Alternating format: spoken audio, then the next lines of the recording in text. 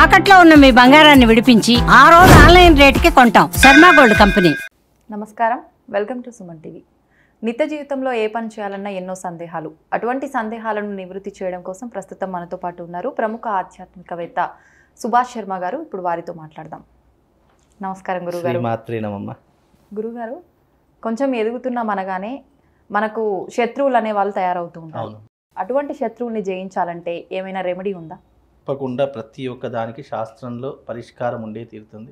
తప్పకుండా తెలియజేస్తాను. ముందుగా ప్రేక్షకులందరికీ శ్రీమాత్రే నమః, శ్రీ గురుభ్యో నమః.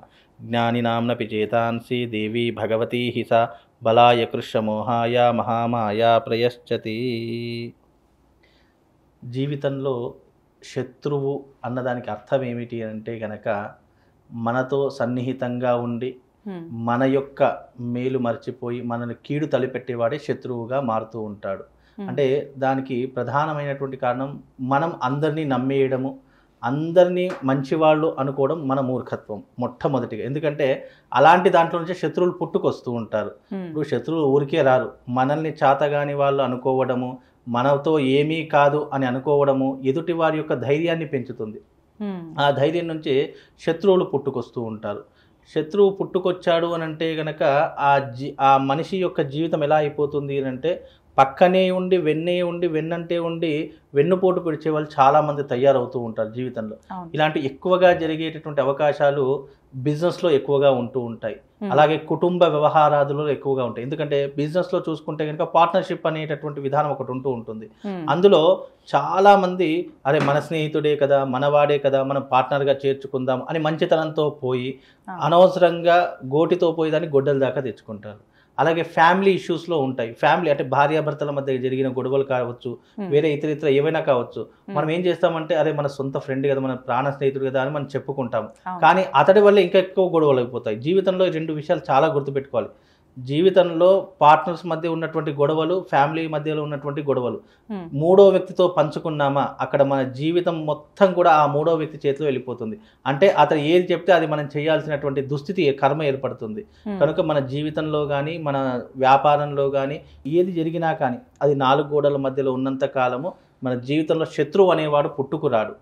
శత్రువు ఎలా పుట్టుకొస్తాడు అంటే మన లూప్ హోల్స్, మన యొక్క ఏవైతే విషయాలు ఉన్నాయో అవి ఏ విషయం మనం ఎదుటి వారితో మనం మంచివాడని పంచుకుంటాం. కానీ అదేం చేస్తాడు, వాడే ఒకనాడు మనకు తలదన్నేలా తయారైపోయి నువ్వు ఫలానా ఈ రోజు ఇలా చేసావు అని చెప్పేసి మన కించపరుస్తూ ఉంటాడు. ఆ కించపరిచే విధానంలో ఏమవుతుంది, మనకు ఒక ఈగో అనేటటువంటిది ఒక వస్తుంది. అలాగే మన యొక్క అహంకారం దెబ్బతింటూ ఉంటుంది. నా దగ్గరే ఉండి నన్నే వెన్నుపోటు పొడిచి నా ముందే మాట్లాడతావని చెప్పేసి ఆటోమేటిక్గా గొడవ ఏర్పడుతుంది, శత్రువుగా మారిపోతాడు. ఇలాంటి సంఘటనలు ఈ ఒక రెండు విషయాలు కాదు, ప్రతి ఒక్క విషయంలో జరుగుతాయి. అంటే మన యొక్క ప్రతి ఒక్క విషయాన్ని మనం 10 మందితో పంచుకోవడం ద్వారా అది ఎప్పుడో ఒకప్పుడు అది వికటించి తిరిగి మనకే చెడుగా చూపించేటటువంటి మార్గాలు ఎన్నో ఉంటాయి. అందుకే శత్రువులు ఎక్కువగా పుట్టుకొచ్చేటటువంటి అవకాశాలు ఉంటూ ఉంటాయి. కనుక శత్రువులు మన జీవితంలో పెరుగుతున్నారు అని అంటే గనక ఆటోమేటిక్గా మనకు నెగిటివ్ ఫోర్స్ పెరిగిపోతుంది. అంటే ఏ పని చేసినా ఆటంకాలు మొదలవ్వడము, లేదంటే డబ్బు విషయంలో కొరతలు ఏర్పడము, లేదా సంపాదించిన డబ్బంతా కూడా ఏదో ఒక రూపకంగా ఖర్చు అయిపోవడము, ఇవన్నీ కూడా శత్రువు మూలకంగానే జరుగుతాయి. శత్రు నాశనం జరగాలన్నా లేదా ఆ శత్రువు కూడా నమ్మి మనతో మిత్రుడిగా ఉండాలనుకున్నా దానికి తాంత్రిక విధానంలో ఎన్నో మార్గాలు చెప్పడం జరిగింది. అలాంటి మార్గాలలో ప్రధానమైనటువంటి మార్గం గనక చూసుకుంటే మంత్ర విధానం ఉంది, తంత్ర విధానం. ఈ 2 రకాల విధానాలు ఉన్నాయి. ఎవరైనా మనం బద్ధ శత్రువైనా రానివ్వండి, అతన్ని తొందరగా మనం వశం చేసుకోవాలనుకున్నా లేదా మనం చెప్పినట్టు వినాలనుకున్నా ఇలాంటి థాట్స్ ఎవరికి ఉంటాయంటే ఈ సాఫ్ట్వేర్ ఎంప్లాయీస్కి కానివ్వండి, లేదంటే ఈ ప్రభుత్వ ఉద్యోగాలకు కానీ ఇలాంటి థాట్స్ ఎక్కువగా ఉంటాయి. అంటే పై అధికారి ఏమంటాడో అని భయంతో వెళ్తూ ఉంటాడు. పై అధికారి ప్రతి ఒక్కరు శత్రువుగానే చూస్తూ ఉంటారు. అంటే మనకంటే బెటర్ ఉద్యోగం చేస్తున్నారు, మన మీద అధికారం చెలాయిస్తున్న ప్రతి ఒక్కరిని కూడా ఏమనుకుంటారంటే అరే ఇతను మన మాట వింటే బాగుంటుంది కదా, ఇతను మనం చెప్పినట్టు వింటే మనము అన్ని రకాలుగా ముందుకు వెళ్ళవచ్చు కదా అని ఇలాంటి థాట్స్ ఉంటూ ఉంటాయి. కనుక అలాంటి వారైనా సరే మన మాట వినాలి అంటే గనక దానికి వశీకరణ మంత్రము అని చెప్పేసి ఒకటి ఉంటూ ఉంటుంది. ఆ మంత్రం ఏమిటి అంటే చాలా రహస్యమైనటువంటి మంత్రం. తాంత్రిక విధానంలో కొన్ని మంత్రాలు చెప్పకూడదు, అయినా సరే ప్రజలకు ఉపయోగపడుతుంది. అంటే ఎందుకంటే కాలానుమాన పరిస్థితుల ప్రకారం మనం నడుస్తూ ఉంటాం కాబట్టి ఇప్పుడు కాలానుమానంగా అందరికీ ఇది ఉపయోగపడుతుంది అనే ఒక చిన్న సదుద్దేశంతో ఈ మంత్రం చెప్తాను. వీలైతే రాసుకునే ప్రయత్నం చేయండి. ఎందుకంటే ఈ మంత్రం అతి రహస్యమైనటువంటి మంత్రం. తాంత్రిక విధానంలో కొన్ని మంత్రాలు చెప్పడానికి ఆస్కారం ఉండదు, కానీ అది లోక కళ్యాణం కోసం ఉపయోగపడుతుంది, మన ద్వారా ఒక 10 మందికి అది హెల్ప్ఫుల్ అవుతుంది అంటే గనక అది చెప్పడానికి ఆస్కారం ఉందమ్మా.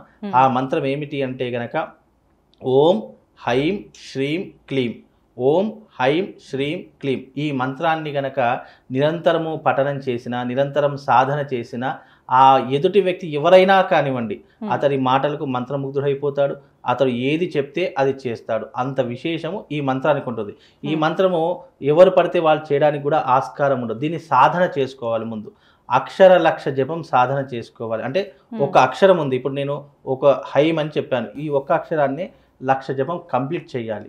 అది అయిన తర్వాత రెండోది హైం, తర్వాత శ్రీం, ఆ తర్వాత క్లీం. ఈ 3 మంత్రాలు ఒక్కొక్కటి అక్షర లక్ష చేయాలి. కానీ ఇప్పుడున్నటువంటి జనరేషన్లో అంత ఓపిక లేదు. ఒకవేళ ఈ సంఖ్య చెప్పినా అసలు చేసే వ్యక్తులే కరువైపోతారు. ఎందుకంటే ఒక వ్యక్తిని మనం వశపరచుకోవాలంటే అది చిన్న విషయం కాదు. ఎందుకంటే అంత సాధన మనలో కూడా ఉండాలి. ఏదో చెప్పినంత మాత్రాన అయిపోతారు కదా, ఈ మంత్రం నేను చదువుకుంటూ అతను వశపరుచుకుంటాను అంటే కాదు. ఒక మంత్రానికి, ఒక బీజాక్షరానికి సాధన ఉంటుంది. ఆ సాధన మనం చేసుకుంటూ పోతేనే దాని యొక్క పవర్ అనేటటువంటిది మన నరనరాలో జీర్ణించుకుపోతుంది.